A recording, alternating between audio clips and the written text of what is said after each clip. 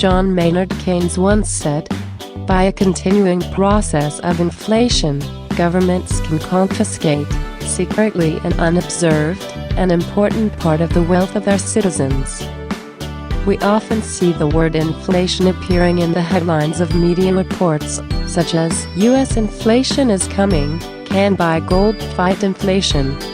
The U.S. Consumer Price Index rose by 0.6% in April, and the annual rate of inflation will increase. What is the relationship between inflation and us? 1. What is the impact of inflation?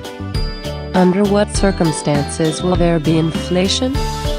The root cause of inflation is the increase in currency issuance. To put it bluntly, there is too much money in the market, which drives the overall price level to continue to rise, which in turn leads to an economic phenomenon in which the purchasing power of money decreases.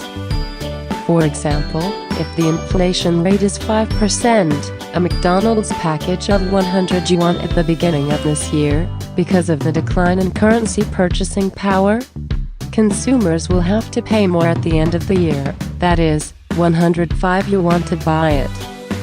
And because of this, inflation has been linked with rising prices, and it has become a livelihood issue that ordinary people should care about from time to time. How does inflation happen? First of all, as mentioned above, the currency issuance increases, and the more banknotes are printed, the value of the currency will decrease.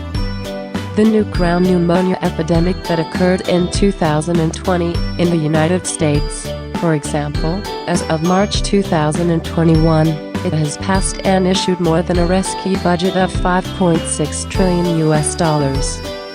In order to alleviate the impact of the epidemic, central banks around the world injected trillions of dollars into the market. Many funds went to the stock market, causing the stock market to basically decouple from the economy this year. There are also large amounts of funds flowing into the cryptocurrency market, causing its prices to go wild. The government will also increase public spending to allow money to flow into the private sector and ease the economic downturn. When the private money becomes more, everyone's demand begins to increase, and the resulting purchasing power corresponds to a smaller supply of goods and services, causing demand to exceed supply. And economics tells us that this will lead to commodity prices rising. Secondly, it may also be cost-driven inflation. That is to say, production costs have risen, such as labor and raw material costs. 2. What is the inflation rate? How to check. Inflation is a term of economics, and there is no clear measurement index. Generally, countries use the Consumer Price Index annual growth rate to measure the inflation rate. 3. What investment tools are there to fight against inflation?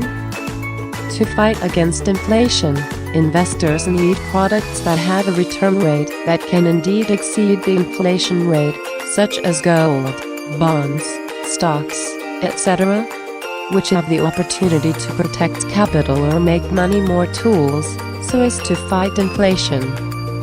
For some professional investment institutions that manage hundreds of billions of dollars in assets, their assets will definitely have anti-inflation strategies.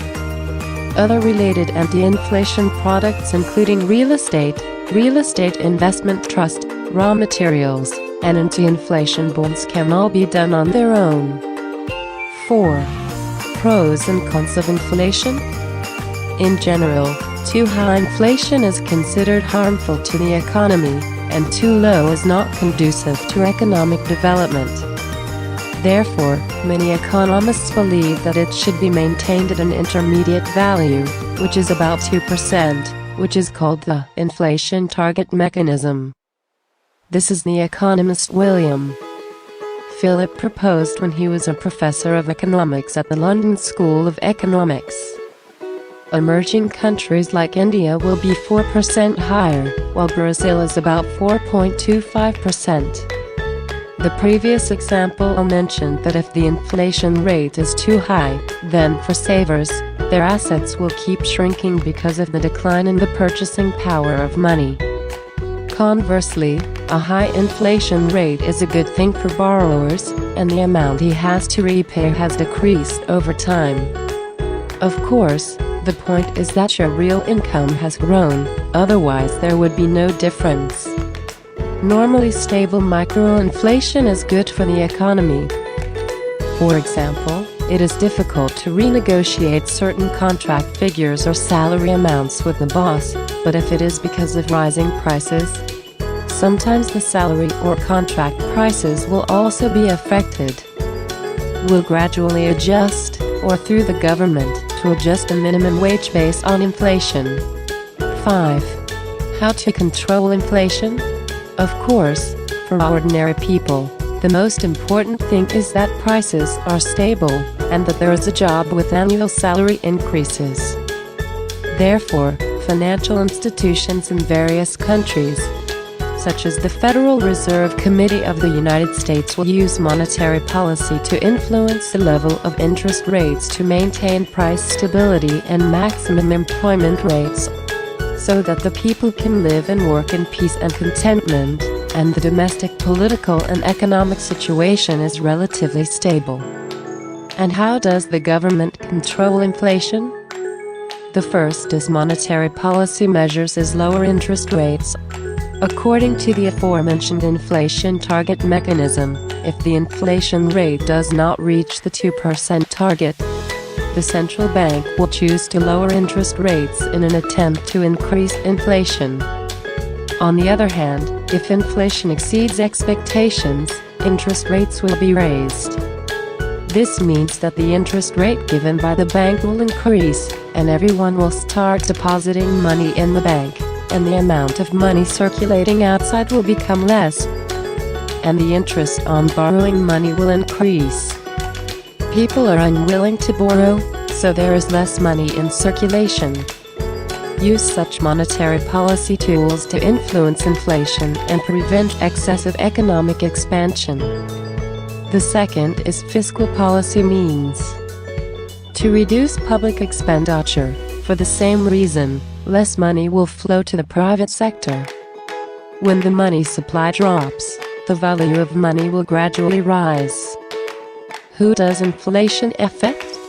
To put it simply, if you have a large amount of assets in the bank in the form of cash, or in the form of fixed deposits, foreign currency savings insurance, etc., they are all regarded as currency assets and are not very resistant to inflation. In addition, for those holding valuable assets, such as stocks, ETFs, gold and silver, real estate investment trust, etc., they can effectively resist inflation, but it should also be noted that valuable assets such as stocks anti-inflation, and its volatility is greater than currency assets, so investors should pay special attention.